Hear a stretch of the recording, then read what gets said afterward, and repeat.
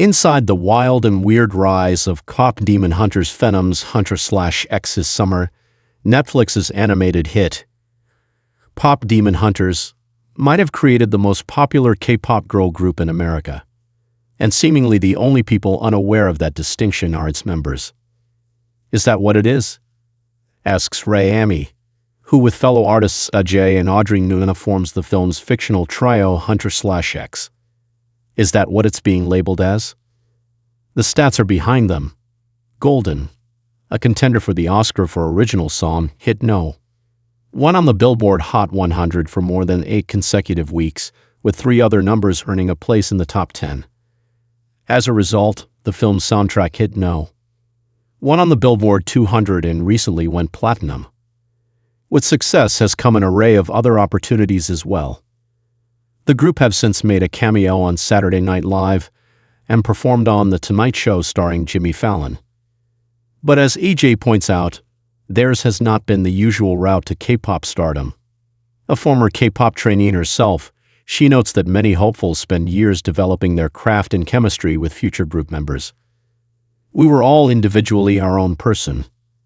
They had their music career, and I have my career as a songwriter, she says. Becoming a K-pop group later is unheard of with K-pop training. You do it when they're kids before anything can develop, so they can shake them together, whereas we're our own individuals coming together. Having this synergy is incredibly rare. That's what singing in the most watched Netflix film of all time will do for you. Premiering in August, KPop Demon Hunters propelled the members of Huntrx, all of them already established in the industry, Nuna and Amy as artists and Ajay, who recently released her first solo single, as a songwriter for K-pop roots, into a new intensity of spotlight. EJ also wrote several tracks for the film, including Golden with co-writers Mark Sonnenblick, Edo, 24 and Teddy. We were thrown together, basically, says Nuna. I've seen photos of us and I thought, damn, we look like we were perfectly calculated to be in this group. The balance is nuts. But to think how serendipitous it was that this happened. We didn't audition in rooms or go through multiple rounds of pairings to find each other. It just speaks to the beauty of the universe and how things go and when things just happen. In fact, the singers did not even meet until nearly 5 months ago, on the carpet at the film's premiere. They recorded their parts separately with executive music director Heinai Zendrath, who then worked with the music team to edit them all together. Amy was the last to record her part, which meant she got to hear, "This is what it sounds like in its entirety with all the voices meshed together." The moment recalled the film's final scene, in which Huntrx, whose members double as the Demon Hunters of the title, reunites to fight the main villain to the sounds of the very same song. When "This Is What It Sounds Like" plays, I got to hear the song in full and all of our harmonies for the first time, she recalls. I was completely moved. I knew in my heart that this was going to be great. Still, they never expected the film to become a global phenomenon, resulting in their now chaotic schedules filled with press interviews, panel engagements, media appearances, and special performances. Amy smiles. We're doing our best.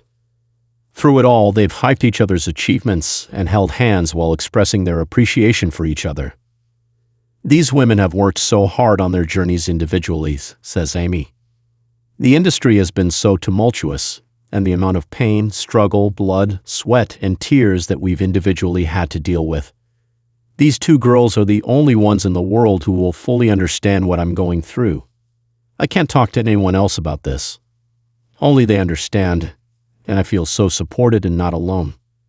They'd all clasped hands with Amy telling the others, I love you guys. And for all the challenging moments, they are immensely grateful for the chance to fulfill their dreams. They'd all expressed their gratitude for the opportunity, as it has always been their dream. Literally, a month before the movie came out, I was doubting myself as a songwriter. EJ explains, my goal was to get No. 1 on the Hot 100. I was going to do that, move to California, write so many sessions, and get No. 1. It felt impossible.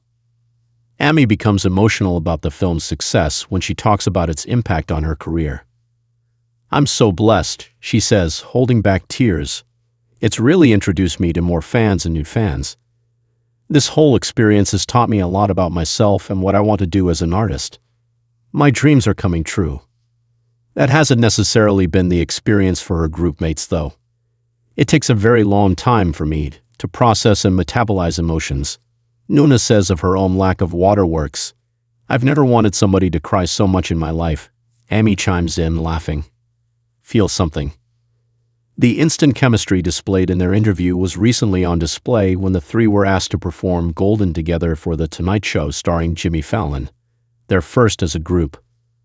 And the more they rehearsed, the more they colored. Just like a real K-pop group. It's really wild and weird, says Nuna. Honestly, the mesh of our voices just felt so intuitive. It was very organic and easy. The song is not easy, but the mesh and connecting were. It was literally our first time singing together, and I feel like we were hearing overtones in our harmonies and stuff, because they're just really locked in.